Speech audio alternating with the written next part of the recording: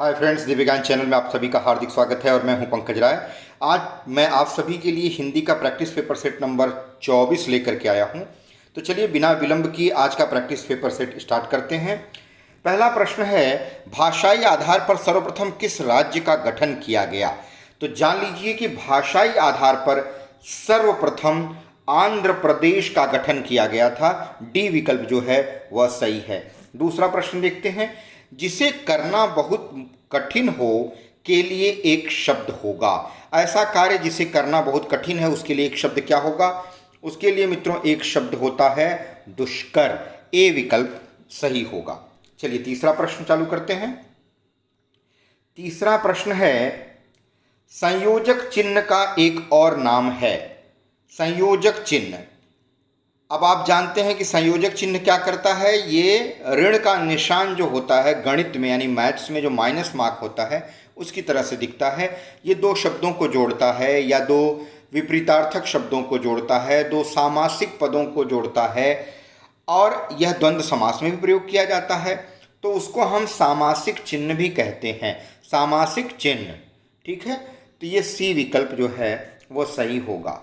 चौथा प्रश्न में आ जाते हैं। तत्सम शब्द चुने। तत्सम, अब यहाँ लिखा गया है भविष्य, खीर, गली और गेहूं। तो देखिए तत्सम शब्द जो इसमें है भविष्य है, बाकी जितने सारे शब्द हैं खीर, गली और गेहूं ये सब तद्भव शब्द है।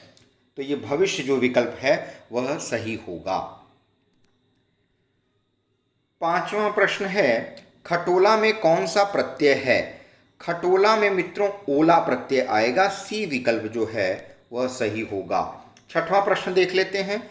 जो क्रिया कर्म का बोध नहीं कराती, यानी ऐसी क्रिया, वाक्य की ऐसी क्रिया जिसमें कर्म ना लगा हो या वो कर्म का बोध नहीं कराती, तो ऐसी क्रिया को हम कौन सी क्रिया कहते हैं? तो मित्रों जान लीजिए, ऐसी क्रिया को हम अकर्मक क्रिया कहते हैं। सी विकल्प जो है वह सही होगा। आगे आ जाइए सातवें प्रश्न में। सातवां प्रश्न है मित्रों, निम्न में से किस कवि को ज्ञानपीठ पुरस्कार नहीं मिला है? तो जान लीजिए पहले किसको किसको मिला है। सुमित्रा नंदन पंत जी को मिला था। सुमित्रा नंदन पंत जी को 1968 में ज्ञानपीठ पुरस्कार मिला था। महादेवी वर्मा को 1982 में मिला था और कुंवर नारायण को 2005 में मिला था। लेकिन माखनलाल चतुर्वेदी, बी विकल्प देखिए, इनको ज्ञानपीठ पुरस्कार नहीं मिला था और इन्हें साहित्य अकादमी पुरस्कार तो मिला था लेकिन ज्ञानपीठ नहीं मिला। साहित्य अकादमी पुरस्कार इनको 1955 ईस्वी में मिला था। तो अगर साहित्य अकादमी पूछा जाए तो नोट कर लीजिएगा। चलिए अगला प्रश्न देखते हैं। यामा के रचयिता हैं। रचयिता की स्पेलिंग थोड़ा सा ध्यान दे दीजिएगा, इसमें थोड़ी गलती हो गई, च पे आ की मात्रा लग गई है, उसको सुधार करके पढ़ लीजिएगा। यामा के रचयिता हैं। यामा की रचयिता मित्रों हैं महादेवी वर्मा। सी विकल्प सही होगा। नौवां प्रश्न देख लेते हैं। कौन सा विलोम युग्म सही नहीं है? देखिए इसमें सापेक्ष, निरपेक्ष एक दूसरे की ये विलोम शब्द हैं, यानी ये विपरीतार्थक शब्द हैं। स्वकीय, परकीय ये भी जो है एक दूसरे का विलोम शब्द है। व्यष्टि, समष्टि, ठीक है, ये भी एक दूसरे का विलोम शब्द है। लेकिन बी विकल्प देखिए, आपत्ति और विपत्ति, यह जो है ये विलोम नहीं है। ये जो युग्म है, ये जो जोड़े हैं, युग्म का मतलब होता है जोड़ा। आपत्ति का मतलब होता है किसी बात पर हमें ऐतराज है। ऐतराज मतलब जैसे कोई व्यक्ति कोई बात कह रहा है, हमें वो बात सही नहीं लग रही है, हमारे तर्क के हिसाब से वो सही नहीं है, तो हमें उस बात पर ऐतराज। ऐतराज यानी आपत्ति। या किसी के कोई कार्य पर हमें आपत्ति हो सकती है। विपत्ति का मतलब होता है संकट। तो आपत्ति का विपरीतार्थक शब्द विपत्ति नहीं है, इसलिए यह युग्म जो है वह विलोम युग्म नहीं है। युग्म यानी जोड़ा। अब आते हैं 10वें प्रश्न पर। छंद के चतुर्थांश को कहते हैं। आप जानते हैं छंद में 4 चरण होते हैं और 4 चरण के हिसाब से चतुर्थांश यानी उसका चौथा हिस्सा क्या कहलाएगा? चरण कहलाएगा। ठीक है, ए विकल्प सही होगा। 11वें प्रश्न में आ जाते हैं। वियोग श्रृंगार की स्थिति नहीं है। प्रवास, पूर्वराग और मान, इन तीनों में वियोग की स्थिति पाई जाती है, लेकिन मिलन, यहाँ वियोग श्रृंगार की बात कही जाती है। संयोग श्रृंगार में जहाँ प्रेमी प्रेमिका के मिलन का वर्णन कवि करता है या कवयित्री करती है, वहीं पर वह वियोग श्रृंगार में उनके यानी प्रेमी प्रेमिका के या पति पत्नी के या नायक नायिका के दूर होने का यानी दूसरे से दूर रहने का वर्णन किया जाता है। उसमें मिलन की बात नहीं होती वियोग श्रृंगार में, इसलिए वियोग श्रृंगार की स्थिति मिलन वाली नहीं होती। बी विकल्प सही होगा। 12वें प्रश्न में आते हैं, निम्नलिखित में से कौन सा शब्द निजवाचक सर्वनाम है? तो जान लीजिए, मैंने आपको सर्वनाम का अभी कुछ ही दिनों पहले लाइव वीडियो बना करके सर्वनाम टॉपिक पढ़ाया था। उसमें मैंने बताया था स्वयं, अपने, आप ही, ये सब सारे शब्द जो होते हैं वे निजवाचक सर्वनाम होते हैं और सर्वनाम 6 प्रकार का होता है, उसमें से एक प्रकार है निजवाचक सर्वनाम। 13वें प्रश्न की तरफ बढ़ते हैं मित्रों। प्रश्न है, अध्यापक ने कक्षा में गणित की परीक्षा ली वाक्य है। अध्यापक ने कक्षा में गणित की परीक्षा ली, यह वाक्य कर्तृवाच्य है। इसमें जो क्रिया है वह कर्ता के अनुसार चल रही है, ठीक है। तो कौन सा विकल्प सही होगा? बी विकल्प सही होगा। आगे बढ़ते हैं हम 14वें प्रश्न पर। ईश्वर ने सुनने को 2 कान दिए हैं, इनमें सुनने को वाक्यांश का कौन सा कारक है? ईश्वर ने सुनने को 2 कान दिए, इनमें सुनने वाक्यांश में कौन सा कारक है? यहाँ को जो है सुनने को, ये जो सुनने को लिखा गया है वो वाक्यांश में कौन सा कारक है? अधिकरण या करण या संप्रदान या कर्म? तो आप गौर करिए, यहाँ सुनने को का मतलब है सुनने के लिए। ईश्वर ने किस काम के लिए कान दिए हैं? कान जो दिया गया है वो किस चीज के लिए दिया गया है? सुनने के लिए। तो के लिए का जो भाव होता है यानी जिसके लिए कार्य किया जाता है वो संप्रदान कारक में आता है। सी विकल्प सही होगा। 15वें प्रश्न पे चलते हैं। निम्नलिखित में से कौन सा शब्द है, निम्नलिखित में से कौन सा शब्द है जिसमें हारा प्रत्यय नहीं है? अब हमें ढूंढना है ऐसा शब्द जिसमें हारा प्रत्यय नहीं है। देखिए, पनिहारा में हारा प्रत्यय लगता है, पालन में हारा लग जाता है, पालन हारा हो जाता है, लकड़हारा यानी जो लकड़ी का कार्य करता है लकड़हारा। लेकिन किस्मत हारा आपने नहीं सुना होगा। तो इसमें जो हारा प्रत्यय लगा है वह व्यर्थ में लगा है, इसका कोई अर्थ नहीं है, ठीक है। किस्मत हारा, अब यूं तर आप मीनिंग निकालना चाहे तो निकल जाएगा, लेकिन किस्मत हारा कहीं शब्द आपने नहीं सुना होगा, ठीक है। तो यहाँ हारा प्रत्यय ठीक नहीं बैठा है, तो डी विकल्प जो है वह सही होगा। 16वें प्रश्न को देखते हैं। नीम का तत्सम रूप है, नीम का तत्सम रूप होता है निम्ब, ठीक है। निम्ब की स्पेलिंग भी गौर करिएगा, नाम में ह्रस्व ई की मात्रा होती है। 17वें प्रश्न को देखते हैं। बहुव्रीहि समास का उदाहरण है। बहुव्रीहि समास का उदाहरण, त्रिफला में 3 फलों का समूह, यथासंभव, ठीक है, यह अव्ययी भाव समास है। धर्मवीर कर्मधारय समास है, ठीक है।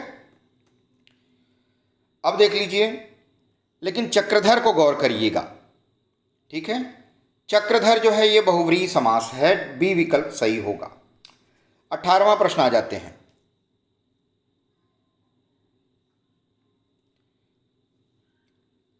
करदम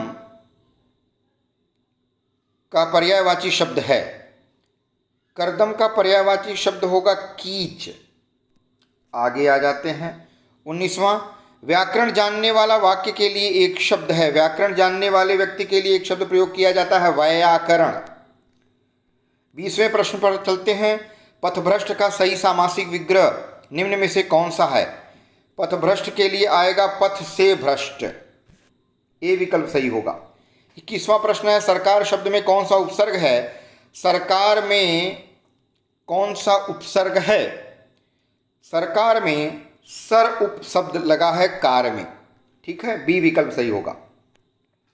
निम्न में से तातव्य ध्वनि है, तातव्य लिख दिया गया है, गलत हो गया है, तालव्य होना चाहिए यहाँ पर, ठीक है, उसको सुधार लीजिएगा। निम्न में से तालव्य ध्वनि है, तो ये जो शब्द यहाँ लिखा गया है तातव्य, इसको जरा सुधार लीजिएगा, ये है तालव्य, ठीक है, तालव्य।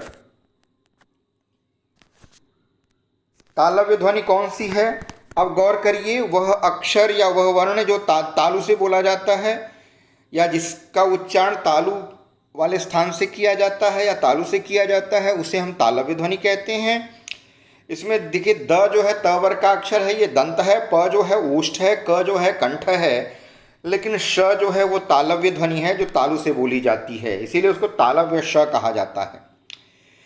निम्न में से कंठ वर्ण कौन सा है? कंठ, कंठ्य वर्ण कहा जा गया है, कंठ से जिसका उच्चारण होता है।